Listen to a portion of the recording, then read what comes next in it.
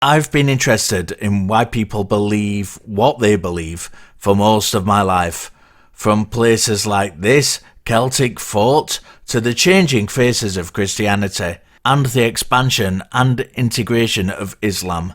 People have always tried to make sense of the world around them. History, faith and psychology can all inform how we find our place in the world and the universe. In this series I will be exploring neuroscience, psychology, belief and the universe itself. This is Interviews with Richard Gilliver.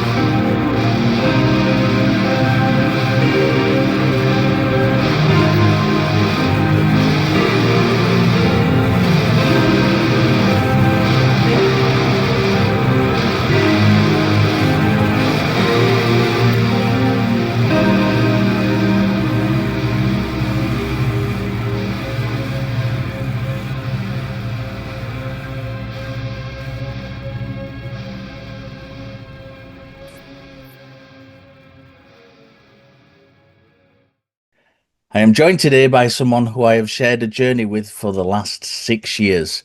We've shared the fun and frustrations of being students at the Open University, and at the time of this recording, we are a matter of days away from getting our degree results.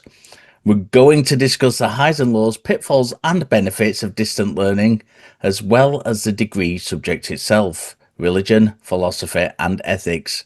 Please welcome my guest, Ellie Parsons. Hey, thank you for having me. No, it's good. I've been looking forward to this one. So first off, how are you doing in general? Yeah, good. I mean, glad it's the weekend, hectic work week. So We originally met in a university group chat, and as yeah, time went on, the other students in the chat kind of fell away for various reasons. It's yeah, been a bit of a journey. So did you ever feel like throwing in the towel? never massively, to be honest. I think I had a very good support network with family and friends. So they were very encouraging when things did get hard. I mean, the worst, without making this too, dark and deep very early on, year three, my grandfather passed away. So that was probably the hardest bit in the journey. But I never considered throwing in the towel because I loved the degree. I loved the long distance learning aspect of it, and I had that supportive network as well with group chats, unofficial ones on Facebook with different uni students, even though people did fall away as as the years went by. Yeah, well, we're going to come to the distance learning part of it in a bit, but there have been some groups, haven't we? We've kind of filtered in and out of various groups over the last 6 years, and Yeah, it's been interesting. It's been interesting for me. How have you found out the navigating the kind of social media aspect of it outside of the official uni communications lines? I found it interesting. I mean, I came from A levels really straight away into doing the University degree. So I was still in the mindset of education and being with people who are learning the same things as I am. I wasn't surprised in our first year when we joined the group where we met, where I'm pretty sure it was a group of about 10 people, and they all left. They all either switched to another degree or they just threw in the towel for various reasons, and it was us left remaining. I wasn't massively surprised. I mean, in my experience, going from GCSE to A level religious studies, I saw the same thing, that people were interested in doing religion and looking more into the philosophy side of things. And then they kind of realized that maybe it's not what they were expecting, or it's a bit more complicated, and they dropped off. So I wasn't entirely shocked, But it was a nice experience meeting new people that way, even if it was not in the traditional lecture hall setting. Yeah. Yeah. So it's good. This is kind of gonna your answer is gonna kind of lead me on to my next question then. Yeah. So there's an age difference between us, as anyone watching will be able to clearly see. Yeah. So myself having a family and working full time, the Open University is the obvious choice. You know, it gave Yeah. flexibility I needed to study. What made you choose the OU? Was it logistical, or did you just like the look on and the idea of distance learning? You've kind of touched upon that a little bit, but kind of expand on that. Yeah, it was a bit of both, really. I mean, I finished my A levels in, I believe it was 2019, and at the time I was having a bit of a mental health, not crisis, but I was having a moment, as it were. Um, so I dropped one of my A level subjects, and they said you could still go to uni, just have to get some more UCAS points, doing EPQ, which I did. But as the year went on, I decided, for me personally, I wanted to be at home so I could almost get ahead, as it were, because I could go into studying while also getting a job. I did part-time work Yeah. at various places, so I was able to build up some savings, which years later I've been able to buy a home with my sister because of it. So there's on one fork it was that. Another one, I was interested in it because my parents, they did traditional uni when they were younger, but when they were older, they both decided we kind of want to go a different career path. So my mum did psychology, Open University degree when I was growing up. And then a few years later, my dad did history, Open University degree. So it was in my mind. I knew what to expect from it. I knew that it was all online, really, that you wouldn't have that brick uni experience, which wasn't a loss for me particularly. I'm not a big, not saying this is all brick uni is, but I'm not a big partier and drinker. So I was happy with just studying at home, taking my time and meeting some new people online rather than being thrown into a new setting, really. Yeah, I mean, at the time of the recording this, it's just gone 10 o'clock on a Saturday night. So Yeah. I think that shows that none of us are the kind of Yeah. going out and big partying people. Um, Yeah. One of the things that we had to get used to, I think, and it became obvious this within the first couple of years, was having a different tutor every year. So this brought some positive and negative experiences for me. So how did you find it? And would you have preferred a single tutor throughout? Or did you enjoy having those different perspectives to lean on and learn from? Honestly, I would have preferred a singular tutor throughout. I mean, maybe if I'd got one that I particularly didn't get on with well, I would say something different.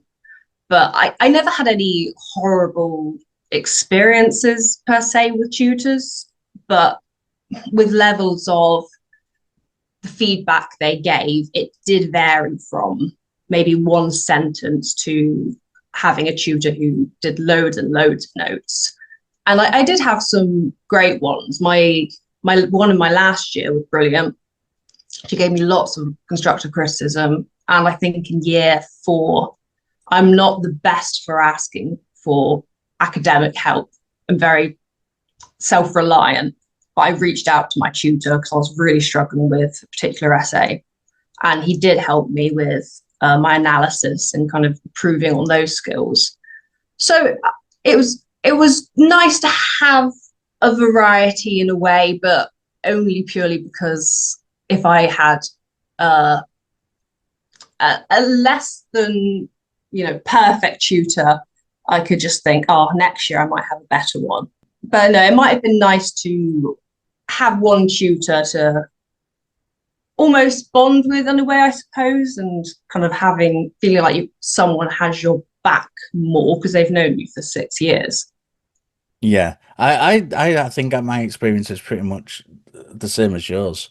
I've heard a couple of horror stories from different people in different groups, but I've not really experienced that. I've had a couple of downs, if you like, but nothing major, nothing that's caused me to kind of throw my arms up in the air and stomp around. So it's, Yeah, yeah, yeah, but but you know, when we again going back to the first couple of years when we started this course, and it seems like a lifetime since we did this now, but yeah. it wasn't about our subject. It was about learning the methodology of analysis and how to reflect and write academic essays. And I really enjoyed this part of the degree. Did you enjoy learning the different methodology, or were you eager to get to the specifics of what we'd signed up for, essentially? I think I was very different from you in that aspect. I wanted to really just move on to the keys of philosophy and religion, but that again might be because I came straight from doing A-level religious studies. So I had a lot of the method of how to write essays already. Not perfect, but I had a good understanding. So I remember the first ever essay I did was on Cleopatra, Yeah. the randomest of things thinking back. And I enjoyed it. I did enjoy learning about the different themes and genres, as it were, and expanding. I remember learning about Mozart at one point, and it was interesting. But I did want to go just straight into really specifically for me religion. I just wanted to learn directly about that straight away. So it dragged a little bit for me the first year or two, I would say. Yeah, if I can cast my mind back, which is getting a bit old and sluggish these days, but if I can cast it back to the start of it, I think seem to remember Cleopatra was the first unit of the first book. It was Yeah, literally the introduction to this is what you're doing. So it was, and I did something I think in that first book which I haven't really done since, and that was literally read up every little page. I read every yeah, page of the book. I've did all the tasks in there. I was really eager to kind of throw myself in, and then I realized after a couple of years that you didn't really need to go to that length of doing stuff yeah, to kind of move on with it. But I love that aspect of it. I thought that was great, and I think I share your frustration when it comes to kind of your Mozart and things like that, the kind of music stuff and the stuff that was way out of our field. Because the Cleopatra stuff, there is some crossover, that historical mm, analysis. You do kind of need some of that in religious studies. I think that when it came to analysing the music, and I don't know about you, but I am a musician as well, that felt to me like, why are we doing this? I don't really need to be doing this for this subject. And I found that part of it really sluggish. yeah. How did you find the support offered by the OU? Did you take the time to interact on the online, because there were online forums and we have student services, and there's even things like discounts via the student totem card. Yeah. You can communicate with your tutor outside the online lectures. They encourage you to email them, as you did on a couple of occasions if you want to reach out to them. Did you take advantage of any of those kind of that array of things that are offered by the Open University outside of just the study aspect? Yeah, I mean, honestly, the first thing I took advantage of was the totem card, so I could get money off it at different places. But I did more specifically in the first 3 years. I was on the online forums quite a lot, just to discuss with people who wouldn't be in my social circle regularly and see their point of views from and different perspectives from whatever we were studying at the time. So I did that more in the early years. I think I dropped off a little in the later, partially because I was just focusing on the exact materials we needed to study. Because when gets crazy, you just don't have the time for the extra reading and the communicating more. with different tutors, it's probably a similar story. I in the early years, I was more in contact with them, and I'm guilty of in the later years, they would email me, and I'd read the email, but then I would just not reply to it, which wasn't the greatest. But in in the early years, they were great, emailing out at the beginning of the year, introducing themselves, and it was a nice little community with our tutor groups, and we did have some nice discussions. There was, I think, in my second year, which might have been why I stopped communicating as much, that there was a bit of drama in one of the tutor groups Right. forums. So I backed away a little bit because comments from one user made me feel uncomfortable. So but overall, it was a really nice sense of community with lots of different people who seemingly seemed to be near where I lived. I know there's a lot of people in my form groups who were saying they were also from Devon. So I don't know if they sorted it via location. Yeah, I think they do. I believe that's what they do. They do it in kind of different regional areas.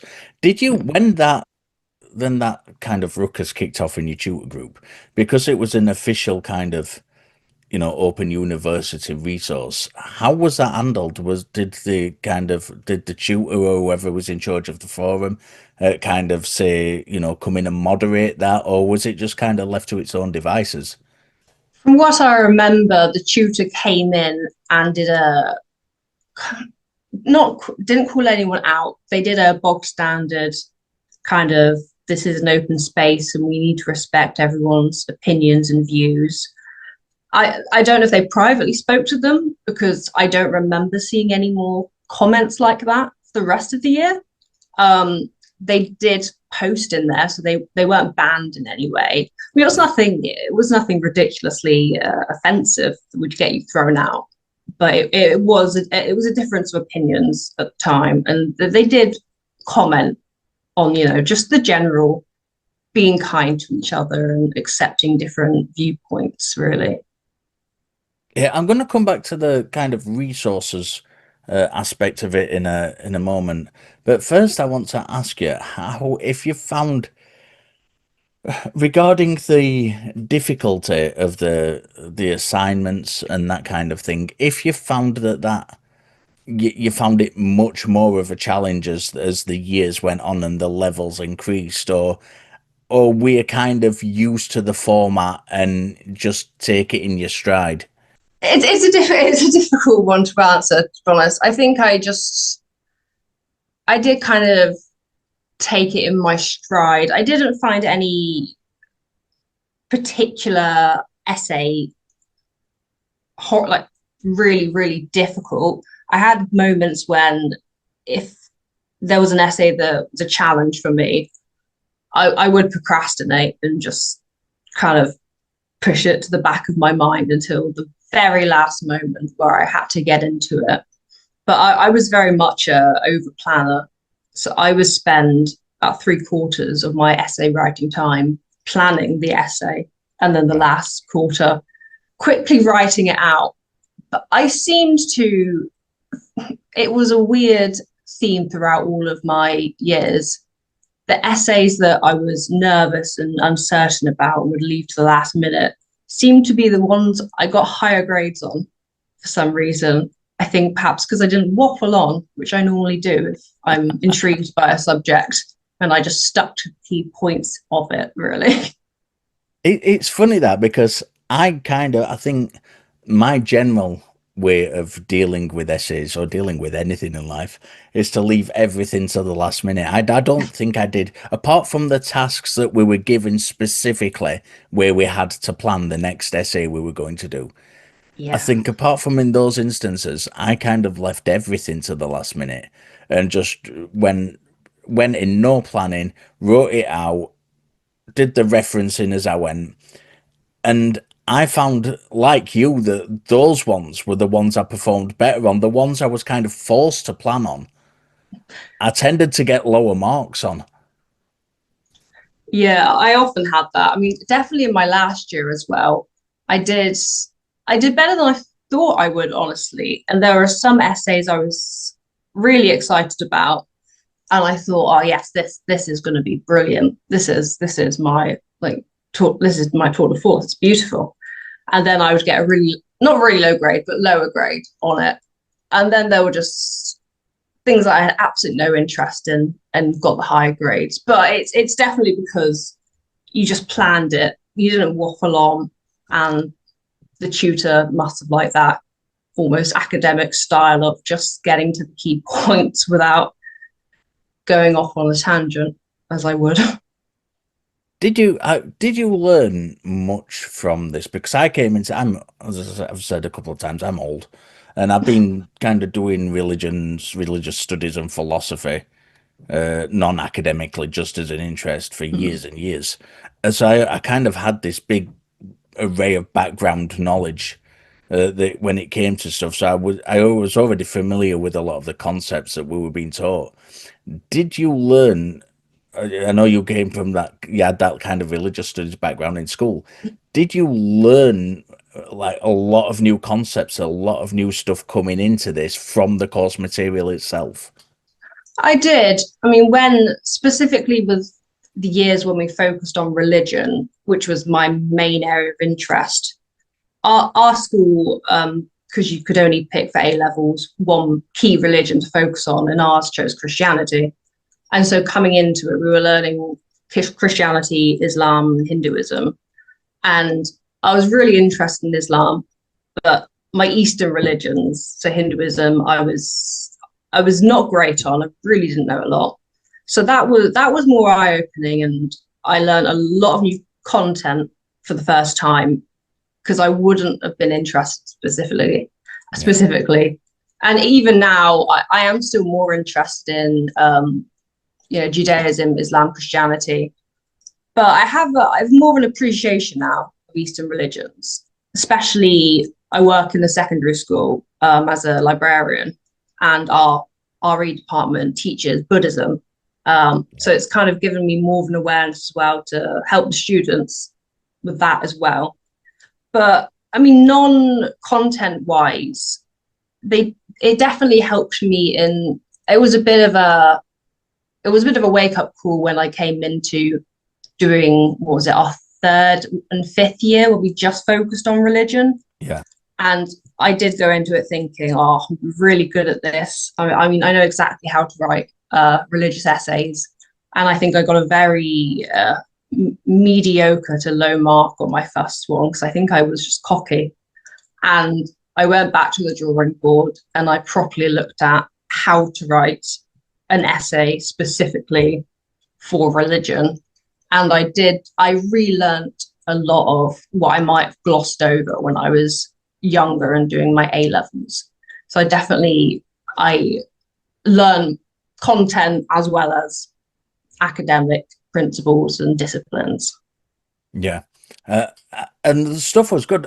I found that when I was coming into the first essay of a new year, I'd to kind of push boundaries and take risks to kind of test the waters of the new tutor that I had for the year. Yeah, Did you do the same thing on the first essay with the new tutor? I think I stuck to how I normally would write, but I was curious to see what the tutor would take from it because Right. some years I'm not great sometimes at analysis, and I just go on and on about premise. Um, and some tutors didn't massively pick up on it, and I got good grades. And then there were some tutors who were very on board and would immediately see that my analysis needed work. And those were interesting because I knew I had to work a bit harder and properly proofread my essay to see that I hadn't gone on a tangent. But it was always interesting to see what the tutor would say, and you can kind of determine for the start of the year what percentage your grade is going to end up in.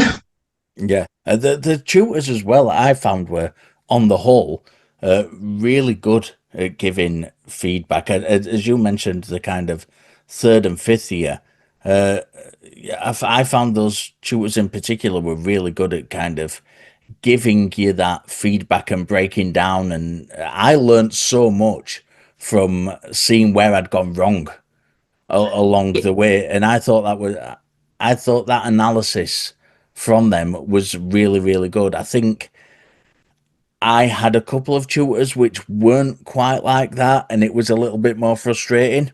But overall, I thought I learned so much from the tutor's analysis. Did you get that as well? Did you actually learn moving forward? Did you think, right, that's what I should be doing now?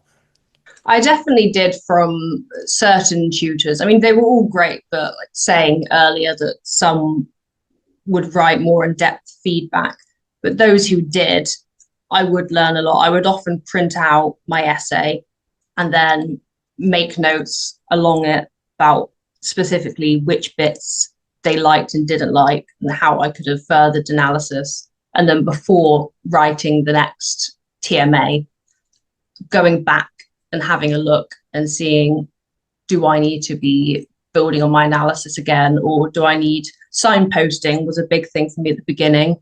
Yeah. I did it. It didn't flow my essays, but one of the tutors sent me a video on signposting and an activity to do. And after that, it was a lot better. So a lot of the tutors did really help with their feedback and specifically telling me. And it was always the same kind of thing. So I knew it was an issue, my analysis, signposting. And sometimes I would not, I would read the text and I wouldn't put it in my own words. So they said it was almost like scarily close to plagiarism, like in the Right. first few years, because I needed to properly go through it and put it in my own words without fear that I'm going to miss something out by just copying the text. Yeah, I think I suffered from that early on as well, the kind of Yeah. over quoting rather than putting it in my own spin on what had been said. And I think it took me about I was well into the fourth year, I think, before I kind of abandoned quoting Yeah. completely, and it seemed to pay dividends doing that. I'm going to come onto the course specifically in a second. Mm. I just want to ask one more thing, kind of related to what we've been talking to. Yeah. The OU website as a portal Mm. offers access to some really, really good resources. You know, the library alone gives you access to journal papers, newspaper articles, academic books, as well as free courses to support learning. Did you take advantage of any of those things that or you offered online? So yeah, so I use the library for own personal interests, criminology, reading some papers on it. But I also used it for a few cases about 2 years ago. Like I said, I work in a secondary school, and I had a A-level student who was writing her EPQ, and she needed a specific quote from a paper, but she couldn't find the paper online without having to pay for it. So I was able to find the paper using the library service, so I could get her the quote so that she could include it in her EPQ and she could have the correct reference. So I used it for that as well as what we needed it for our degree. But I was constantly using it for our essays and reading different papers so that we could have more references and resources that weren't just the textbook or whatever they'd given us to do for that week's work. Yeah, well, I think the thing is they kind of encourage that, don't they? They do encourage you to go and use those resources Mm. and do that extra curricular study, if you like. Uh, I am going to move on to our particular course, religious studies, philosophy and ethics. But Mm. before I do, I've got to just make a caveat for the audience that we will be talking in general terms because we don't want to talk about the specifics of the papers we've written or specific course material as people are still studying these things. So the most obvious question to begin with this is why did you choose religion, philosophy and ethics as a degree subject to begin with? I mean, that's a loaded question. Where to start? I mean, we could go. Let's go back to my birth. No, I was. I mean, I grew up in not a conservative household, but a Christian household where I was in the Brownies and we would go to church every Sunday. And, it was just one of those boring, oh, you just need to do that. And I'd never paid much attention to it, honestly, until I started secondary school. And I realized that none of the subjects bar English and interested me until I started studying religion. And it was like, without sounding cheesy, it felt like I was home in that I'd had so many questions growing up. And I remember adults looking at me like that's a very strange question for a child to be asking. And it was all about life and the afterlife and where did we come from? And I was always asking questions. We went to a Christian summer camp when I was growing up, and we would always have these Bible study groups. And I remember always asking these strange questions that the priests were just found interesting, but I think he was getting tired of it near the end. And then it led into, what am I going to do for my A levels? I don't know what job I want. So I chose at the time psychology. That's an interest as well, biology and religious studies. And then the real turning point was in 2017. I won this essay competition, and the prize was to go to Auschwitz. And I went, and I was always interested in the Holocaust in terms of the religious persecution. And it did something to my mind. It just opened my eyes to how fascinating religion is, but how arguably dangerous it can be in the wrong hands, and how it's been twisted throughout history. Also, how much strength it brings to people. So I knew I was going to do a religious degree. Philosophy it was mainly religion I wanted to do, but I was interested in philosophy as well. So it just kind of went hand in hand. So that's why I went on to do religion, philosophy, and ethics. The short answer. Yeah. Were you not interested in just going straight religious studies then? No, because I did have an interest in philosophy. I mean, my first A-level class specifically for philosophy and not religion, I walked in and the teacher had placed a chair on the table. And we spent an hour discussing what it was, if it was a chair. And then we went into Aquinas and, the second way. And it was really interesting. And I think I did have a passion for philosophy more when I was doing my A levels.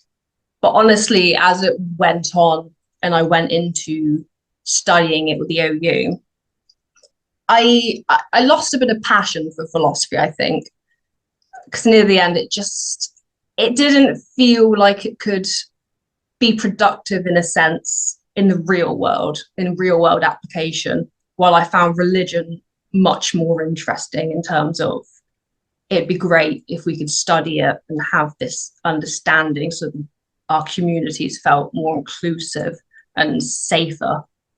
So I leant more towards religion. Yeah, so touching on what you've just said, I did a lecture in Leeds in May, I think it was, and I was talking about philosophy then. And I'm really glad you said that, because I said in that, and I write about this quite a lot, that I find for me, the sweet point in philosophy is where you get to touch on those really, really, really exciting ideas. It's not the kind of dry, I know this is necessary when you're studying philosophy, but learning what Plato said and Aristotle said and Descartes said, that's kind of one extreme. And then the other extreme is the internet filbros who just want to argue with you all the time Yeah. and state their opinion as fact in philosophy terms. for me, it's that really, really exciting point where we get to explore stuff and really apply it to real life. So I'm totally with you on that. I think that is so, so necessary. I think philosophy is important in that respect, but I think sometimes it is glossed over with these kind of two other extremes that go along with it. Yeah, definitely. I mean, the philosophy of religion, that specifically is the only thing at the moment which particularly interests me. Again, tying in with religion, with talking about, I mean, main example comes to my mind: does God exist? And then going into, the examples of the human eye and the Swiss watch Yeah, and things like that, which are interesting, and you can kind of apply it, but it doesn't interest me as much as, day to day. I love the term vernacular religion, yeah. that day to day experience. Absolutely. And talking about religion, this degree is comprised of three distinct subjects: religious studies, philosophy, and ethics. And this makes sense in one way, as RPE is taught at secondary schools. In my day, it was just RE. Yeah. We didn't we didn't have the whole thing. I think even then it was just like hugely concentrated on Christianity. We might Mm, have one lesson a year where we had to color a picture of Vishnu in just to yeah. acknowledge other religions. But did you find that there was enough of each subject to really get your teeth into, and did you find that they flowed well together? Or did you find that the subjects were a little bit disjointed and wish you had more time in a particular area? I mean, this probably is me being biased. I wanted more on specifically religion, because again, that's my area of my key interest. But in terms of philosophy and ethics, I felt like there were at times the philosophy chapters went on for a bit too long. It might be because I wasn't that interested in some of the arguments. And I think when you're reading the premises and evaluating them, it's interesting coming up with the different examples. I think when the textbooks would go on and then turn on to why Hume disagrees, why modern philosophers disagree, it was necessary. I understand why it's important to argue and go back and forth, but it felt like to me it was dragging on a bit, where I would have preferred to be reading about religion again. But again, that's possibly me being biased. I mean, I enjoy the philosophy. Excuse me, I Yeah. enjoy the philosophy aspect of it, uh, uh, and I like you. I understand why it is necessary to have the arguments and counter arguments from this perspective of it, from learning it on a course, and I don't particularly have any problem with that from the point of view of learning it at degree level. As I said before, it's when it gets to that real life kind of philosophical discussions, that's where that particular thing starts to kind of grate on me a little bit. I think you might have already answered this next question a little bit already, but my religious studies tutor from A227 Exploring Religion suggested that I might jump ship to a full Okay. religious studies degree. Of the three subjects, and I think I already know your answer to this, which stood out to you the most, and did you feel like changing course at any point to kind of do that? And I think you might have already answered this before, but kind of just take it away and give us a little bit more detail on that.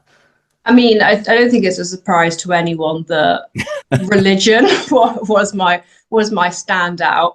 I never specifically thought about jumping ship. I think partially because I felt like I'd started this degree. I wanted to finish it. The only part where I was like, ooh, maybe I should do a different degree, was actually in the first year, Right. when I only remembered earlier when we studied classics briefly. I found that really interesting. I mean, coming from, because I'm very interested in English and literature as well. that was the only point where I considered, I thought, oh, this might be really interesting to do that. Ultimately, I decided it's the first year, you're just getting carried away with new concepts and ideas. So I stuck with religion and philosophy and ethics, and I'm happy I did. But I never specifically thought about jumping ship. I did almost regret it in my 5th year when we were just studying religion. Because I was thinking, oh, this would have been great if I'd just done religion and then I'd be doing this for years. But then I might have hated it in the end. But I was a bit almost sad that I hadn't, and that I could have had more years of study. But I'm only young, and I've got so many more years of study ahead, even if it's not academic like you, and it's just self-study and reading. Yeah. And I would like to do a master's at some point in the future. And I'm considering theology, so that I can really get my teeth into purely religion. But for now, I'm happy just self-studying and learning and getting my hands on all the books I can, especially working in a library. I have lots of resources that I can read into. Yeah, you've kind of answered my next question in that question, because I am staying on at the OU and doing a master's in psychology, and I was going to ask you what your plans were next in that. Having answered that question already, I want to skip back to what you've said a minute ago, because I found it really interesting with you know, getting really into this religious studies. We had the option of choosing the next kind of module at the end of each year, and we kind of followed each other through. We did religious studies, then philosophy, then religious studies, then philosophy. Did you find when I think it was year 5, no, it was year 4 when we went from religious studies to philosophy?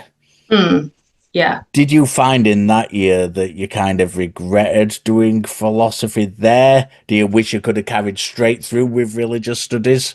Yeah, when I was deciding, I had 2 schools of thought about it, and I discussed this with my sister to get her opinion as well. And I said that I do prefer religion, so I was deciding, should I just continue just doing religion kind of back to back, or do religion philosophy. And ultimately I decided to do religion philosophy. And it was partially, honestly, because you were, and I thought if we both did it at the same time, then I might be less likely to, if I have a dip, give up. And we'll have more understanding as well, because I mean, we didn't discuss our essays with each other, but you kind of had that reliance that you know someone else who's going through the same thing as you. So I didn't, there were bits of it where I was in the midst of my philosophy essays, and I think, oh, I just really wish I was back doing religion. But I never had a specific moment of regret that I had done that, or that I chose to stay on that course, because I did find it interesting at the end of the day, the philosophy. It just didn't intrigue me as much as the religion had. We didn't talk about the kind of, I find it in hindsight, and you've just kind of triggered me on this a little bit, that we didn't discuss the essays really at all. We were kind of, when it came to choosing those modules, we kind of gave each other a nudge and saying, "What are you doing? What are you doing?" And we kind of said, you know, towards the end of a couple of the modules, I'm getting a bit frustrated with this now. I think I'm going to be happy for the change at the end of the year when it comes to studying new other things. In the groups I've been in the Facebook chats and the WhatsApp chats and whatnot with other people on the courses, they did tend to they didn't do it in a way in such that they were breaching OU rules where you're kind of not supposed to talk to each other and give each other ideas, but the general gist of the essays was discussed much more, and I'm kind of surprised we didn't talk about it more in hindsight.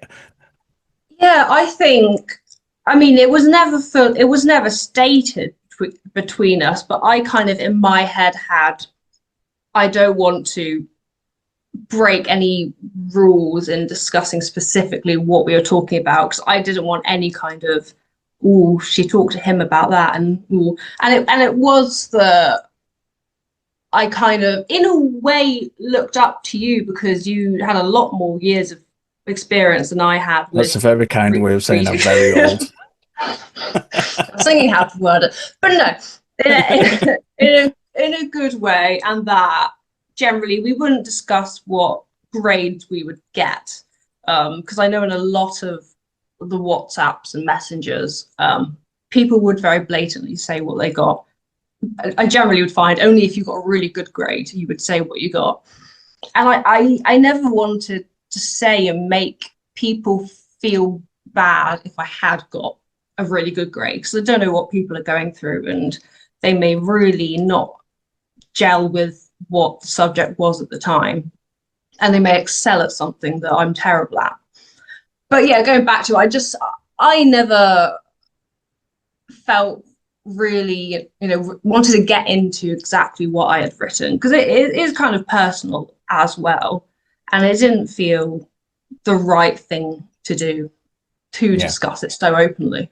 Yeah, I agree with that. I think one thing that I found, I don't know if you were in different groups to me and this was different in those groups, when people did say they'd got really low grades, and some people did say they'd got really low grades, there was no kind of, I didn't notice at least, any belittling. It was all very supportive, regardless of what grades people were saying they were getting. Everyone was very uplifting and kind of nice about it. Did you Yeah, find that in the groups you were in? I did generally. I think I mean, there's always going to be one or two people who take a different approach to group chats, but generally, people were very good, and especially in the early years, where I was kind of more involved in group chats, people were very supportive of, especially what was going on in people's lives, why they might have had to bow out. I mean, there was some experiences where more specifically in WhatsApp groups where someone might have got a bit carried away with arguing with others in terms of, because I know there was a debate around you're not supposed to say what your tutor's name is. You can only say their initials. Yeah. And there was one instance of someone said their tutor's name, the moderator deleted it from the group, and then there was a whole backlash to it for some reason. It's not a big deal at the end of the day, but they took it personally and started arguing quite a lot. But that was one instance in 6 years, and that was only, I think, this year. So generally, it is very supportive, and I think it is so supportive because it's lots of people coming from all around the country and abroad sometimes, different ages and experiences. And so it is a supportive network in that you can kind of learn from each other and that it's not all just, brick wall uni teenagers. It's more diverse and it's very welcoming. I think so. Did you have any? Because I did. Let's just get Yeah. that. Let's get it out there. I did have some debates in some of the WhatsApp groups with a Oh couple of yeah. people. Not everyone. Not and generally when we were discussing the general topic, it was all very nice, good natured and Mm. whatnot. I did have a couple of debates that got a little bit heated. Did you have any Yeah. of that from a personal perspective, or did you just kind of sideline yourself and just say to yourself, "I wish they'd get on with it and let everyone else have a turn now"? I did a little bit. It was more, I think it was in my third year that I was in a WhatsApp group and I can't even remember specifically what it was about now, but somebody was arguing about something silly. I'm not even sure it was related to the course in any way. I think it just got on to somebody's personal life. and they were arguing, and I just kind of I stepped in and tried to be the peacemaker, as it were. It's like, it's not necessary to talk about this, and we need to be respectful, I guess, like my tutor was. And I got shut down by the person who had started the conflict. It got resolved, but yeah, after that, I didn't massively step into it, and I dropped off from the forums a little bit as the years went on. But again, purely because I didn't have the time. With the last few years of my degree had been very busy and hectic, so I probably didn't have the same focus as at the beginning. Was in what it was just after COVID, or it was during COVID. Yeah, it was just after? I can't remember. It's a long time ago. Because I was in a different job back then as well, and I swear it was just after the lockdown, so I had more time, and so I was more involved. But 6 years later, I have a different job that's more of a career, and now I've got a mortgage now. I didn't at the beginning of the 6 years, so I did drop off a little bit in terms of communication. Those groups are a double-edged sword, I think, especially the unofficial ones. Yeah. The ones I've been in have been really well moderated, and I myself have had the moderators say, let's cut it out a little bit now. Let's let other people have a turn to talk. It's been a fun journey. It's been 6 years. It's been a fun journey, and I'm looking forward to my next chapter, going on to doing a master's. Tell the people about what you are up to outside of university, where, if anywhere, they can find you online, and just basically anything you'd really like to tell the world. I mean, I don't have a massive, social influencer presence. At the moment, I'm mostly interested in, like I said, I work in a secondary school as a librarian, and a lot of that time, especially this year, has been me launching an Amnesty International club for the students to get them more involved in what's going on around them, not just in England, but around the world, and kind of driving home that the idea of, empathy and being open to new ideas and not just seeing what's directly in front of you.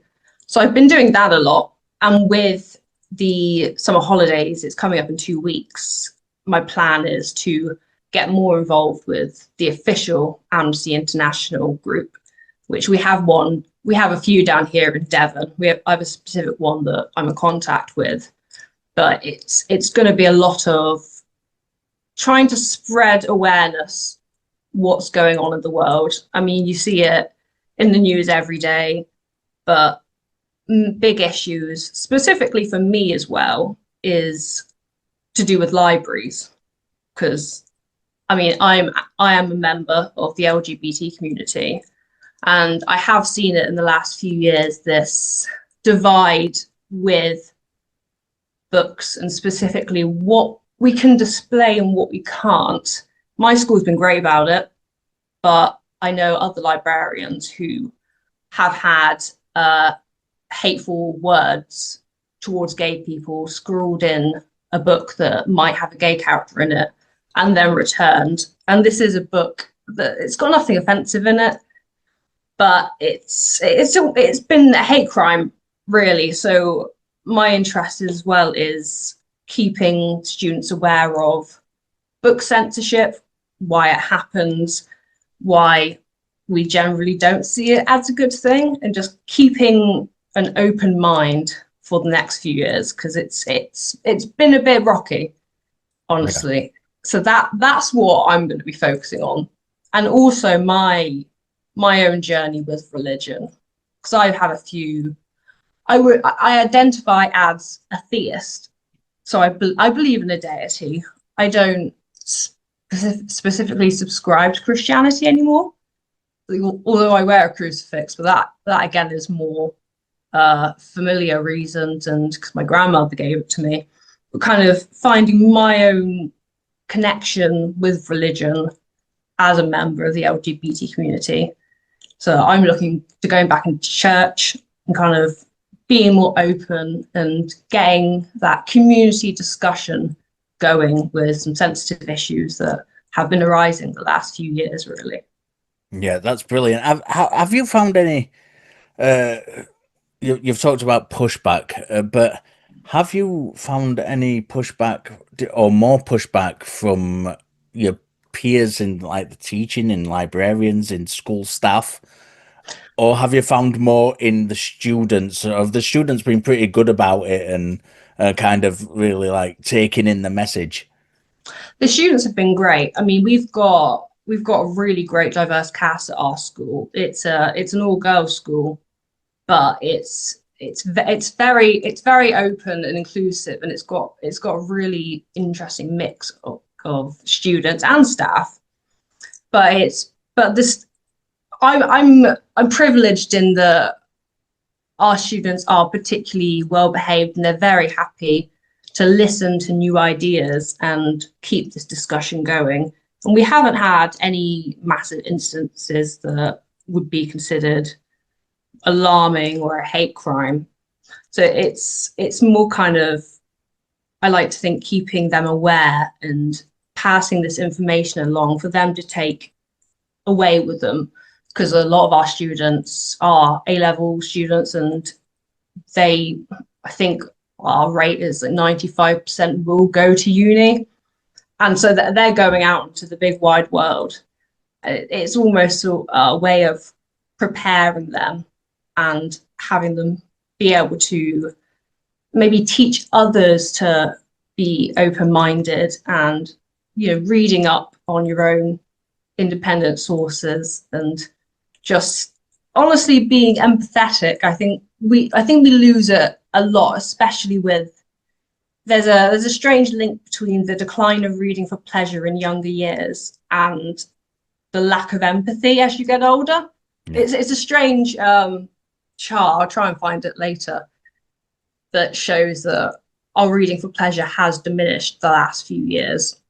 And as these school children have gotten older, this sense of empathy and be able to see in other people's shoes and eyes has diminished, because they haven't had that experience and that valuable insight into what is going on in other people's lives.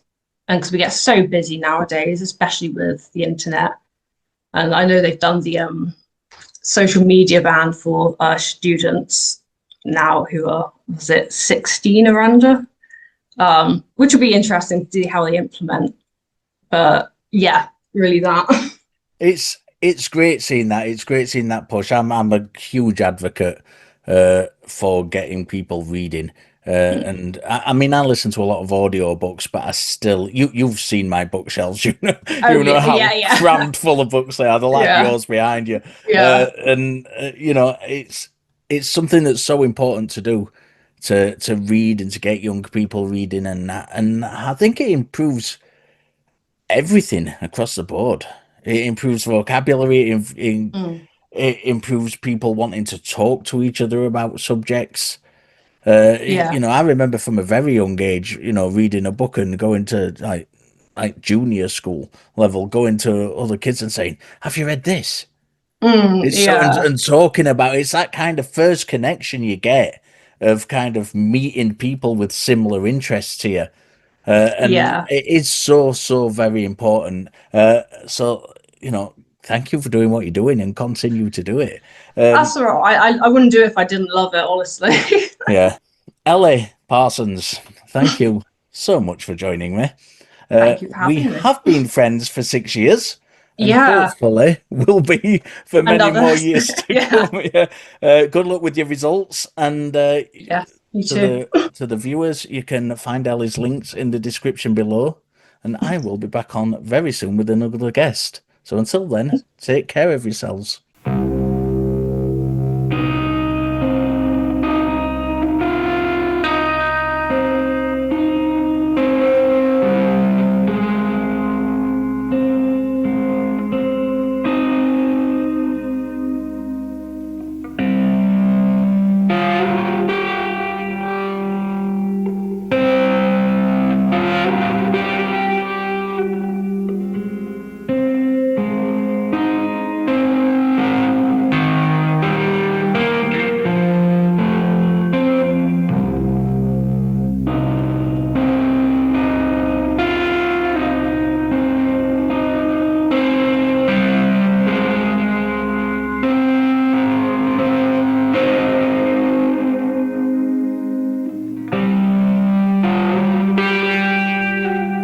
It's not the large things that send a man to a madhouse. Death he's ready for, or murder, incest, robbery, fire, flood. No, it's a continuing series of small tragedies that send a man to the madhouse. Not the death of his love, but a shoelace that snaps.